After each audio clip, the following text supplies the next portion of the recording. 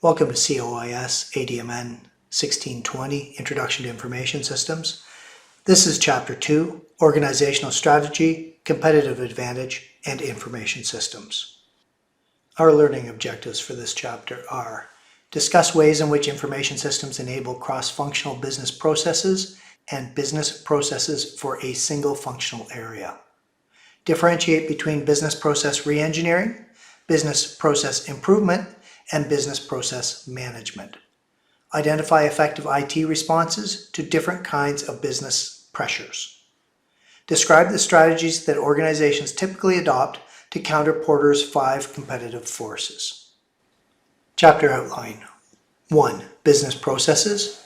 2. Business process improvement, business process reengineering, and business process management.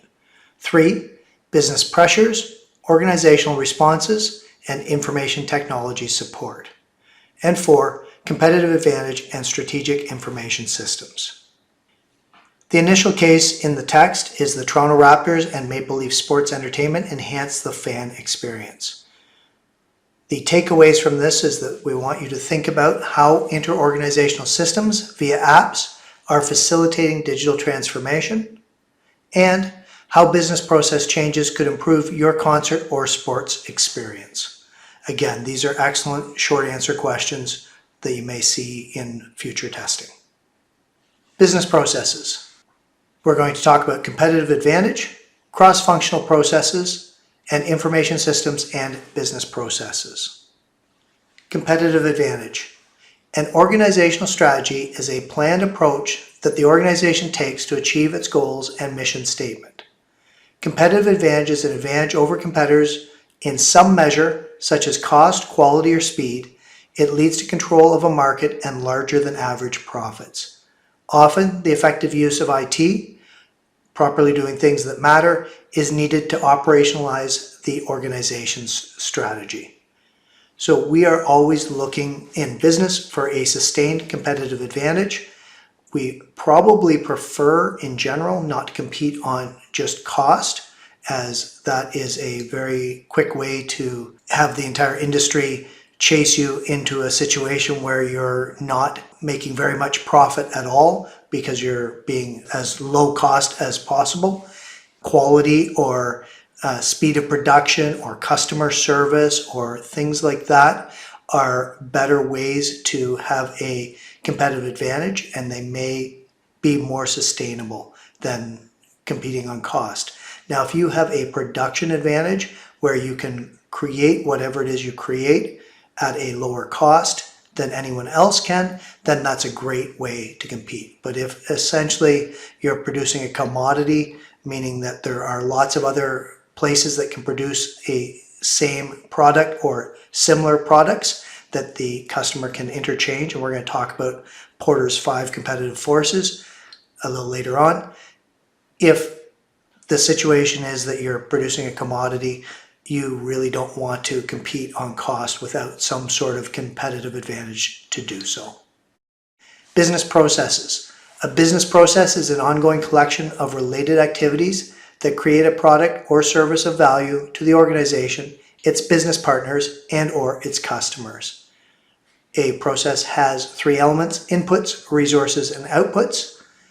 There is a difference between efficiency and effectiveness, and what we're looking to do is adding value which can increase competitive advantage. So we look very carefully in the business that I work for at our business processes to make sure that we're not layering on additional costs, that we're doing things in an efficient and effective way. And I will leave it to you to look at the definitions of efficiency versus effectiveness, which will be outlined in the text. We have some examples of business processes, and there are as many business processes as you can think of. There's no limit to them. Many exist in a lot of different businesses. Others are unique to the type of business that you might be in. So we've got in this page 1 of 2, we've got accounting business processes. So we've got things like managing accounts payable, managing invoice billings, generating financial cash flow reports. There's just a myriad of different business processes that happen every day, every week, every month, depending on the frequency that they need to happen, that you leverage your IT resources to make as both efficient and effective as possible. And here is an example in the second page of production or operations management business processes. So these are more related to the operations side as opposed to the accounting side, of course. You've got processing bills of materials, you've got handling shipping and freight claims, you've got managing purchasing. I'm just picking some examples. Within the operations, you have human resources business processes. So you're going to apply various policies, you're going to hire employees, you're going to manage their files and keep their records, you're going to manage workplace rules and guidelines and oversee workplace safety. And then we've got management information systems business processes. For instance, antivirus control, applying an email policy, what you can and can't do with email, training computer users, computer user and staff training, applying user workstation standards. So there are no limit to the examples that you can bring to bear of business processes. Cross-functional processes means that there's no single functional area that's responsible. Remember, we talked last chapter about functional areas, whether that is accounting or marketing or operations or various other areas depending on how your business is structured. But when we're talking about cross-functional processes, we're saying that it doesn't apply to just one of those functional areas. It applies across multiple areas. Steps are executed in a coordinated, collaborative way, meaning you're not in a silo, you are coordinating with other functional areas within the business. It requires multiple areas of an organization to produce a single output. For example, procurement and fulfillment process uses 3 functional areas to acquire merchandise. We'll look at figure 2.1, the business process for ordering an e-ticket from an airline website, and you can see that there is quite a process involved here. So from the traveler's point of view, the traveler plans the trip, checks for flights, sees if seats are available. If not, goes back to checking flights. If seats are available, they submit a ticket order, which goes to the airline, which receives the ticket order and confirms that the seats are available, no, or yes, and so forth. I'm not going to walk all the way through it, but look through the flow chart. That's just a standard flow chart, and follow all the different steps of the process to understand the entirety of the process that's in this example. Information systems and business processes. So information systems have a vital role in 3 areas of business processes: executing and capturing and storing process data while doing so, and monitoring process performance. The information system may actually be the thing that executes the process. It may do whatever it is that we're talking about. It is certainly going to be storing the data, whether that's capturing customer data or storing the results of production, whatever the process is about. It's going to capture and store that data, and it's going to monitor that performance. And the monitoring and reporting of the process performance allows us to assess the performance and perhaps make improvements. There are a lot of different iterative performance improvement processes that are out there. ISO, for instance, allows you to write processes, review your processes regularly, and endeavor to improve your processes in a continuous manner. It's about business, 2.1. So the next example from the text is Graham Construction digitizes travel expense business process. Just as an aside, tracking travel expense, if you're in a business that does an awful lot of travel, becomes problematic. People lose their receipts, people don't adequately report, people use their own funds or company funds or some combination thereof, and it all has to be captured, and it can be a very big nightmare for the accounting team that's responsible for that. When I worked in the States, the US style of business and the type of business I was in required multiple flights per week. So I was doing an awful lot of traveling, and I was responsible for reporting on my meals and my plane tickets and my accommodation, all sorts of expenses that were incurred as part of that travel, as part of the business that we were in. So what we want you to consider here is how IT is helping business reduce costs, and that's through efficiency. How the new system is providing better choices for employees when submitting their expenses, and that's effectiveness. Again, back to the efficiency and effectiveness that we talked about earlier. Executing the process. Information systems help execute the process by informing employees when it is time to complete a task, providing required data, and providing a means to complete the task. Capturing and storing process data. Processes always generate data. For example, dates, times, product numbers, quantities, prices, addresses, names, and employee actions. So no matter what the process is, whether it's something to do with HR or sales or marketing or whatever, there's going to be data that is generated. This is going to be very important, as our information systems are going to capture and store this process data, which is also known as transaction data because it's transactional in nature. And using the immediate capturing and storing of data and having it readily available to us provides real-time feedback. In the old days, the data might be captured through, first of all, it wouldn't be captured as rigorously, but it would be captured through paper, and then it would have to be compiled and assimilated. Whereas if we're using an information system, all that transactional data is going to be immediately available. It's going to be written to a hard drive, into a database, and you're going to be able to query it using your management information system. Monitoring process performance.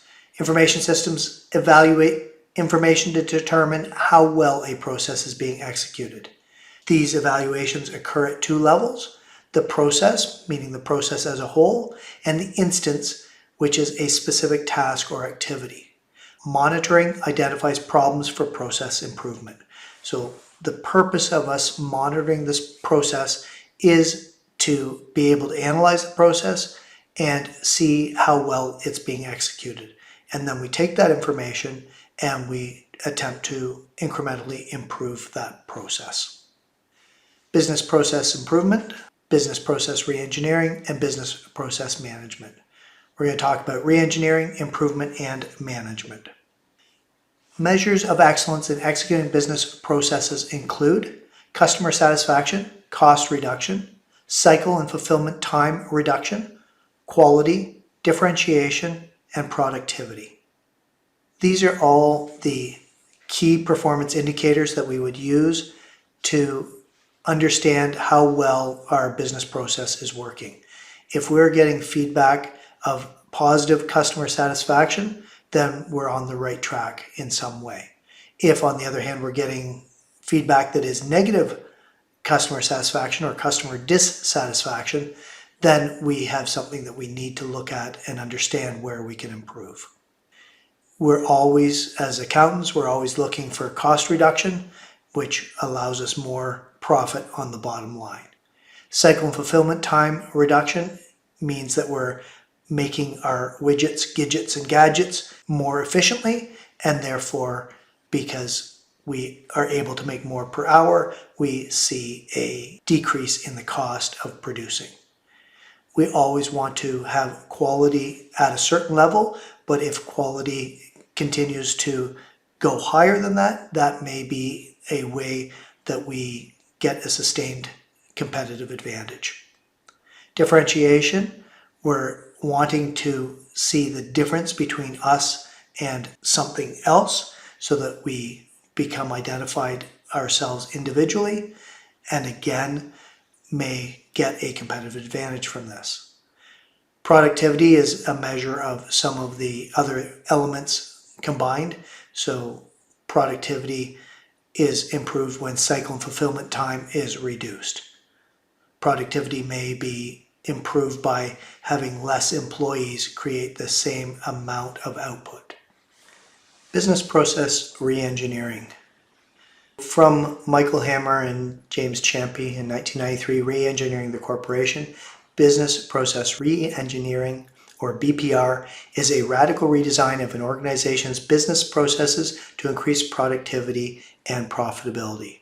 It examines business processes with a clean slate approach, meaning you're not going to necessarily modify a process, you're going to remake that process. So you're going to redesign the process.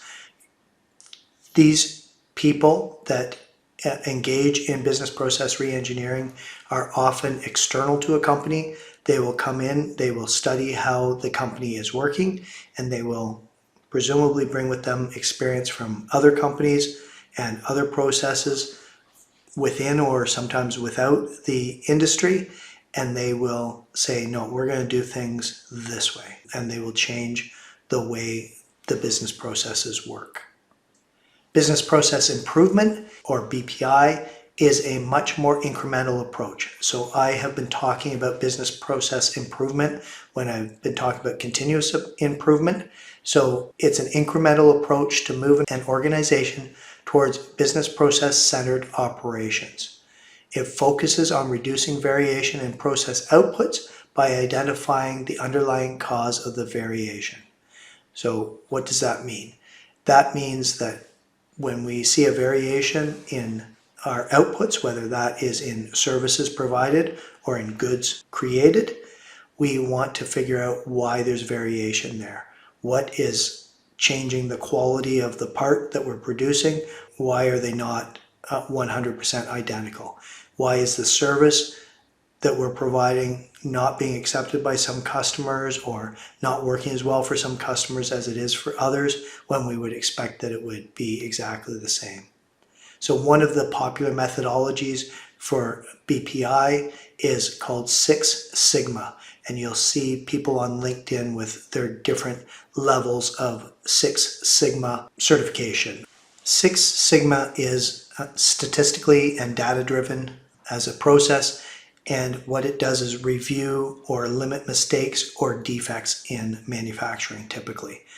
What it's trying to do is improve cycle time and reduce manufacturing defects to no more than 3.4 occurrences per million units or events. So that seems like a strange number perhaps, 3.4 out of a million. That is because that an error would occur only once in 6 standard deviations from the mean, which equates to that 3.4 out of a million. So that's where the 6 sigma comes from, the 6 standard deviations from the mean being the standard and expected value. So the 5 basic phases of a successful BPI is to define, to measure, analyze, improve, and control. And you're going to work your way through those steps if you're undergoing a BPI process.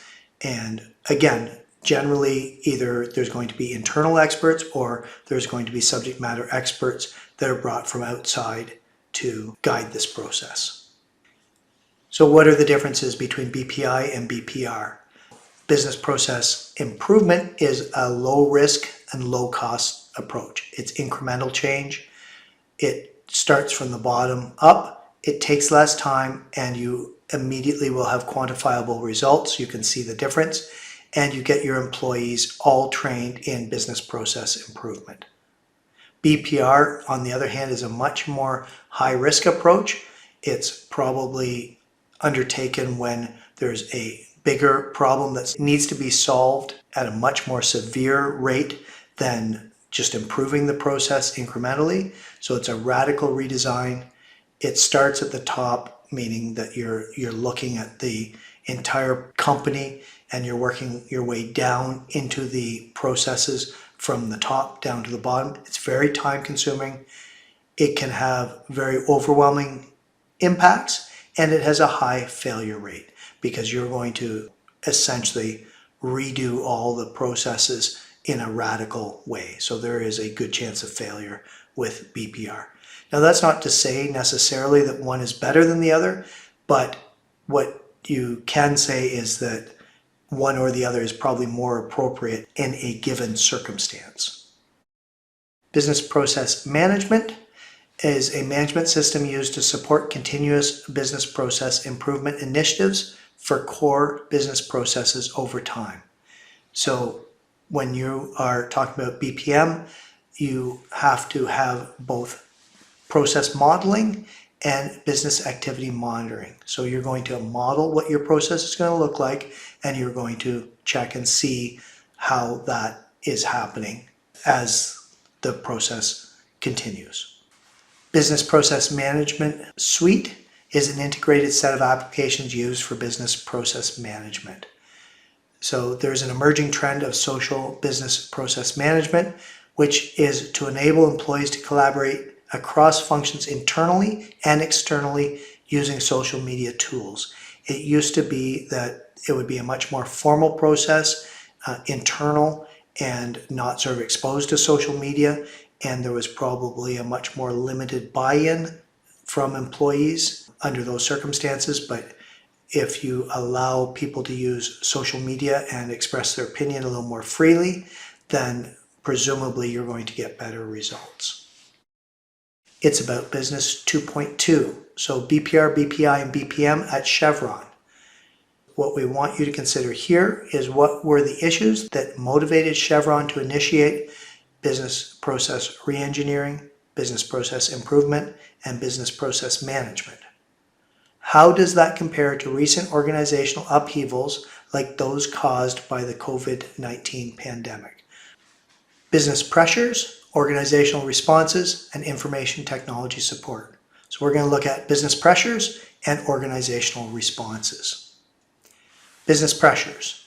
So we've got several different pressures. We've got market pressures, we've got technology pressures, and we've got societal, political, and legal pressures. Those are the main pressures that a business is going to be exposed to. Here's a good figure, figure 2.2, that shows some of those pressures. You can see in the blue that you've got your societal and political and legal pressures. So you've got things like social responsibility. Companies are now being expected to be much more socially responsible than ever before. Got ethical issues, and I'm not going to go through all these different ones, but you've got the different pressures, the technology pressure and the economic pressures that are broken down. And in the middle, you've got your IT, and you've got some of the performance responses that the company is going to undergo. You've got IT at the core of it to enable or to enhance these responses. So you've got things like making business alliances, getting into electronic commerce, doing intelligent data management. Again, I'm not going to go through them individually, but it probably behooves you to take a look and understand some of the examples of business pressures and organizational performance and what the response is, and then think about how IT might be leveraged to assist in that. Market pressures, we've got things like globalization. We no longer compete against just the person in our neighborhood or the person in our city or in the metropolitan area. We are competing against people across the globe and companies across the globe. We've got a changing nature of the workforce. We've got different costs, we've got different skill sets, we've got different expectations. And with globalization and the sort of concentration of power, we may have more powerful customers. For instance, if you are both fortunate and unfortunate enough to work for Walmart, you would find that Walmart would dictate to you as a supplier a lot of things, including how much you can charge for the item. Now, the advantage to working for Walmart is, of course, that you can produce an awful lot of goods and you can sell an awful lot of goods. You can leverage their network to sell an awful lot of goods. So I'm not saying that people should be avoiding working with Walmart. I'm just saying they are a powerful customer. The same would go if you were a tier 2 or a tier 3 auto supplier, where you're supplying parts into the auto industry. If you're dealing with GM or Ford or any of the auto manufacturers, those are powerful customers that are going to dictate a lot of the circumstances to you, and up to and including costs. Globalization as a concept is the integration and interdependence of economic, social, cultural, and ecological facets of life made possible by rapid advances in IT. That's a pretty fancy way of talking about the fact that the world has become a lot smaller, and through IT such as the World Wide Web, we are able to integrate with people all over the world, people and companies all over the world. The changing nature of the workforce, it's more diversified. We have more women in the workforce. We have more single parents, visible minorities, and persons with disabilities in the workforce. All of those come certainly with advantages, but they all come with challenges due to the circumstances of the change in the workforce. If you look back far enough, the workforce was entirely composed of men. It was very non-differentiated. So IT is enabling telecommuting employees. We all know about work from home and the revolution that has taken place. We'll see how much that's walked back in the near future as offices open post-COVID and once companies make decisions about whether they want their employees back in the office or not. That's an interesting subject to debate on, of course. There are a lot of people that think that the employee is going to dictate that as opposed to the company. I'm very much of the company mind myself. I believe that people can make choices as to where they work, but ultimately the company is going to determine whether they want their employees to work in the office or not, or at what ratio. And the company's employees are going to have to decide whether they can live with that. Powerful customers. Increasing consumer sophistication and expectations, that's even on an individual level. The consumer is more knowledgeable about products and services, price comparisons, and electronic auctions are available too. So certainly the consumer is way more knowledgeable. I know that anytime I make any sort of a major purchase, any amount of money that's outside of a trivial amount, I'm likely to research it unless it's something that I'm buying very regularly. And I'm going to go in, if I was buying a car, for instance, I would be very informed about the car long before I ever talked to a salesperson. And I would have probably eliminated many makes and models of cars to get it down to just a few choices that I actually needed to talk to a salesperson about. I might even get it right down to a single choice. And the same thing goes when I'm shopping for a house right now. I'm quite expert on the market and know exactly what's happening in the area that I'm looking in because I've been monitoring for well over a year. I know what prices are being charged. I know what prices are being attained. I know how much things are sitting on the market. And that's just because I can do a virtual walkthrough of a house. In most cases with the realtor.ca will allow me a 3D tour of a house. So it's a whole different level of sophistication than it used to be from the consumer perspective. Customer relationship management. I talked about CRM systems as an example a little earlier on. We're going to get into that in depth a little later on in Chapter 11. Technology pressures. We love our technology and we can get a competitive advantage from technology, but we're also going to be under pressure. So technological innovation and obsolescence, meaning when things become outdated.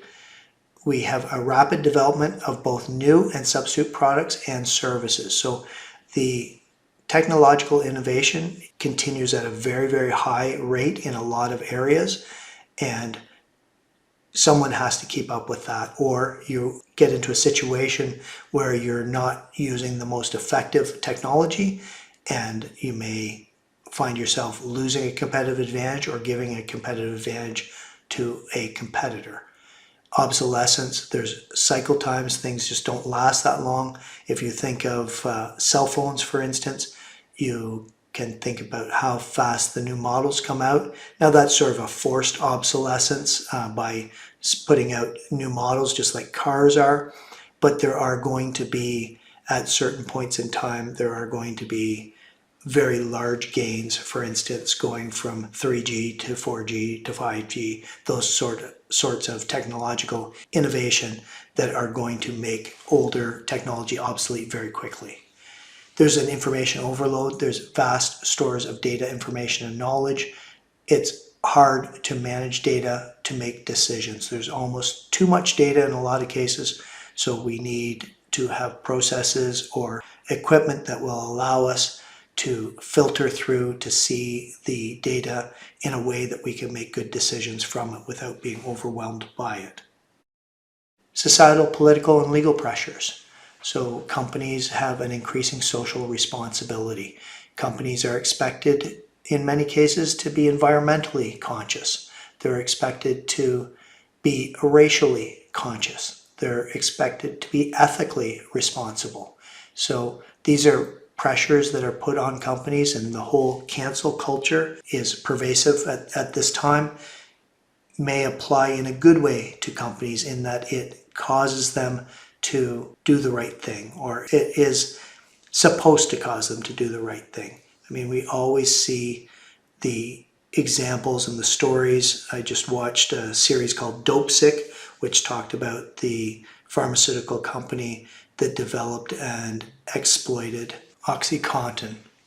So it was a very interesting series based on a book, which is purported to be a true book, about the marketing practices of Purdue Pharmacy that was trying to push more and more doctors to prescribe more and more OxyContin. And the conclusion of the series is that Purdue Pharmacy, was responsible for the opioid crisis, basically entirely on their own.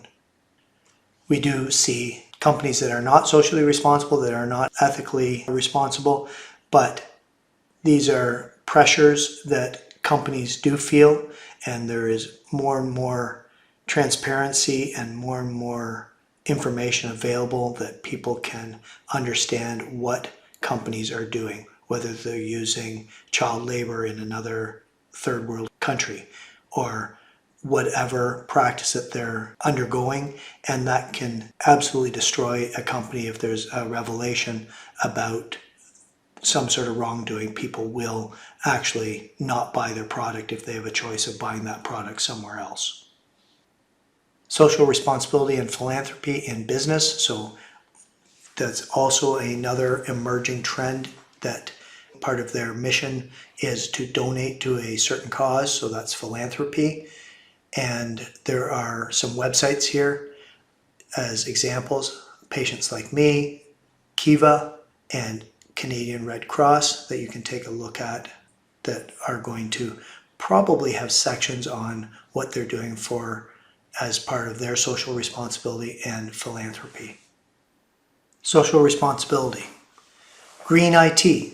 We have facilities design and management to be efficient. So it looks badly on a company if they're using an inefficient building and wasting a lot of energy. You're seeing large companies like Apple attempt to become carbon neutral. So carbon management is another factor that companies are paying more and more attention to. This allows them to signal to the people that are investing in them that they are concerned about larger social responsibility issues. International and Canadian provincial environmental laws have to be conformed to, and it looks very bad when a company is shown to be in violation or perhaps fined for an environmental emission or something like that. The digital divide is the concept that we are all in a digital world, but there are some people that are at a disadvantage. Those can be the elderly, those can be the poor. It can be divided on racial lines. The problem being that people that aren't given the opportunity to learn and use digital equipment like laptops and such are going to be at a disadvantage when it comes to schooling, when it comes to getting a job and getting a good job. So that is the idea of the digital divide. Making the entire playing field level is the goal of an organization like one.laptop.org. Another pressure is compliance with government regulations. So in Canada, we have the Sarbanes-Oxley Act, which if you're in the accounting stream, you will probably study at length. It affects the collection and management of information.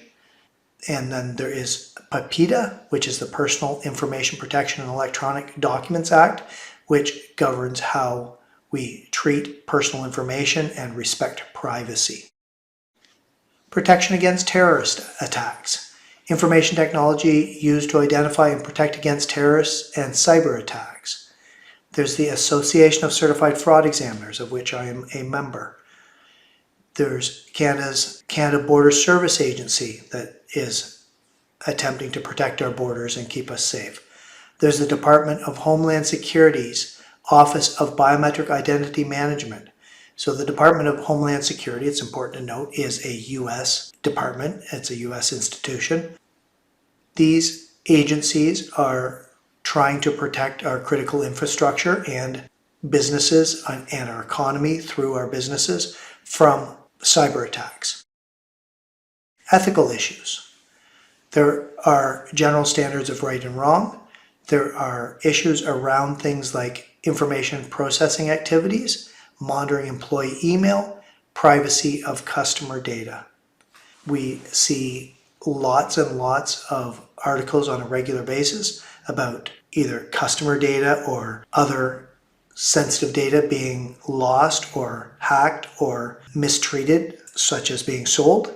We have issues around whether an employer should be able to monitor their employees' email while they're on company time. Perhaps they're using a BYOD system, bring your own device system. So they're actually using their own phone, but the company is paying for their connection. And even though the individual owns it, there's data on there that's of a personal nature, but there's also data on there that is of company importance and secrecy. So we have all sorts of ethical issues where we have to make decisions and companies have to make decisions about what is actually the right or the wrong thing to do while serving the company's interests and protecting the needs and rights and privacy of individuals. Organizational responses. There are strategic systems in place to respond as an organization. We need to maintain customer focus. That is essential for any business. As soon as the customer gets forgotten about or is not the prime concern, that usually spells a disaster of some sort for the company. There are different approaches to inventory. You can follow a make-to-order process or mass customization process. A make-to-order process makes product only when it's ordered, so it's a very customized approach. Mass customization is a newer approach. The mass customization approach is in contrast with mass production, which was making a whole bunch of products that were exactly identical. The first and most famous example of mass production was the Henry Ford Model T, and buyers were told that they could have their Model T in any color that they wanted as long as that color was black. In other words, every Model T that came off the line was identical and in an identical color. E-business and e-commerce are conducting business electronically. That is an essential strategy that companies employ in order to be able to compete and compete globally. E-commerce is buying, selling, transferring, or exchanging products, services, or information through computer networks, which is primarily the internet. E-business is an even broader concept where we can buy and sell goods and services, but we can also service customers, collaborate with business partners, and perform electronic transactions within an organization.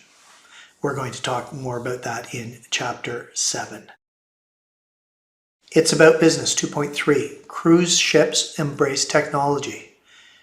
Read that section in the text, and what we'd like you to consider is how security-related techniques such as facial recognition can improve the customer experience. How can inventory management tools like radio frequency identification or RFID be used with a payment system. Competitive advantage and strategic information systems. The terms are competitive strategy, strategic information systems, SIS. We're going to talk specifically about Porter's competitive forces model, Porter's value chain model, strategies for competitive advantage, and business information technology alignment. Porter's competitive forces model. There are 5 forces that Porter considers. The first is threat of entry of new competitors. 2, the bargaining power of suppliers. 3, the bargaining power of customers or buyers. 4, the threat of substitute products or services. And 5, rivalry among existing firms within the industry. All of these factors go to the amount of money that you can charge for your product. If there is a distinctly high threat of entry of new competitors, meaning that there are no barriers or low barriers to entry in your industry, then you can't overcharge. If you tend to price your products high, then you're going to have other people enter the market and produce the same thing that you do for less price. On the other hand, if the entry is very inhibited, meaning that there's a high barrier to entry, so perhaps there's a huge upfront investment that's required to get into your market space, or you have a specific regulated market space, for instance, say creation of nuclear power rods or something like that, you're going to have a lot more freedom in your pricing choices because there just aren't going to be other people entering that market. Bargaining power of suppliers. Your suppliers are your lifeblood, so you are buying the parts and pieces that you need to build whatever you build from your suppliers. If your suppliers have high bargaining power, meaning there are relatively few suppliers out there, then you're not going to be able to negotiate very much with them, and therefore your costs, your input costs, are going to be higher. If on the other hand, you are getting very generic supplies, then your suppliers have low bargaining power and you can generally negotiate very well to get your input costs as low as possible. Bargaining power of customers. These are the people that you are supplying product to. If your customers can get your product from a lot of different people or a lot of different businesses, then you have very little power in setting higher prices. If on the other hand, you're the sole supplier or there's a limited number of suppliers, then you can charge more for your product proportionally. The threat of substitute products or services. So not only do you have to compete against people that are creating exactly the same product as you, but you have other choices that people can make.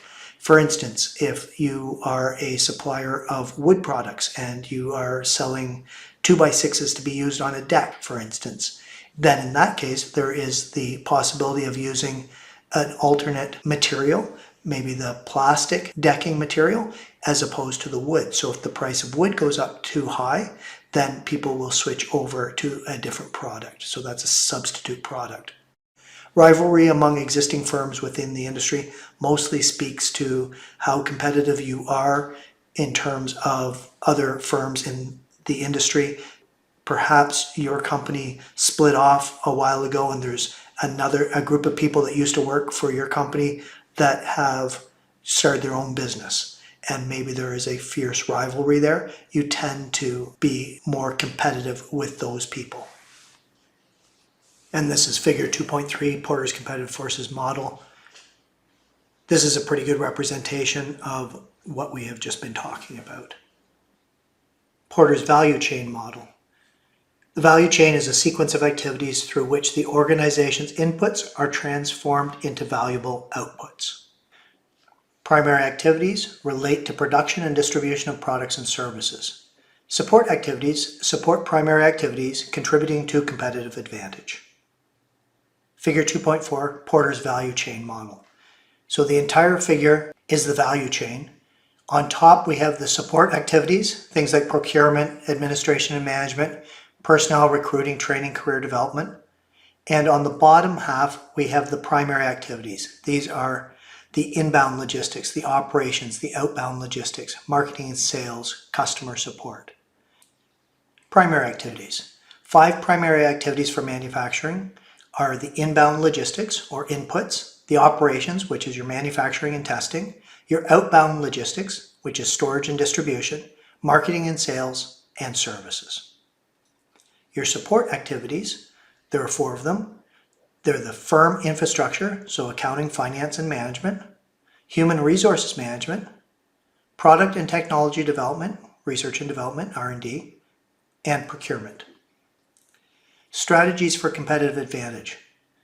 We can go the strategy of cost leadership, differentiation, innovation, operational effectiveness, and customer orientation. Figure 2.5, showing these strategies for competitive advantage. So as a cost leader, we can sell at a lower price than our competitors can. Differentiation, we say that our product is better because it's different. Innovation, we're doing something new and the competition can't catch up.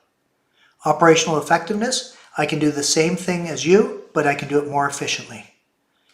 Customer oriented, I just treat my customers better than you do. So those strategies are the way that firms attempt to create a sustained competitive advantage. They may use multiple different ways of doing that. There are a lot of firms that pride themselves on their customer care, and that does tend to bring a lot of loyalty, but there are other factors. If you sell something so much cheaper than anyone else, you're going to get an awful lot of customers, an awful lot of business, even if your customer support isn't that great. I'm not recommending having bad customer support. I'm just saying there are different ways that companies can go about trying to get a competitive advantage, and they're not restricted to just one way. Business information technology alignment. The 6 characteristics of excellent alignment between business and information technology are: 1. Organizations view IT as an engine of innovation that continually transforms the business, often creating new revenue streams. 2. Organizations view their internal and external customers and their customer service function as supremely important. 3. Organizations rotate business and IT professionals across departments and job functions. 4. Organizations provide overarching goals that are completely clear to each IT and business employee. 5. Organizations ensure that IT employees understand how the company makes or loses money. And 6. Organizations create a vibrant and inclusive company culture. Information technology governance. This helps organizations effectively manage their IT operations to align with business strategies. It's part of an organization's overall corporate governance. It provides a framework and structure for organizations to ensure that IT investments support business objectives. And it includes using an IT steering committee. It's about Business 2.4. The Bank of America transforms its information technology. When you read this business case in the book, we want you to consider digital transformation requires updating IT software and physical infrastructure. How does this relate to the IT infrastructure that you use? How can artificial intelligence provide improved customer service? And the closing case, Domino's Pizza. Once you've read this case, please think about: how do Domino's Pizza's problems relate to Porter's value chain model? How has Domino's Pizza improved its efficiency and effectiveness? That brings us to the end of this chapter's lecture. Thank you for your attention.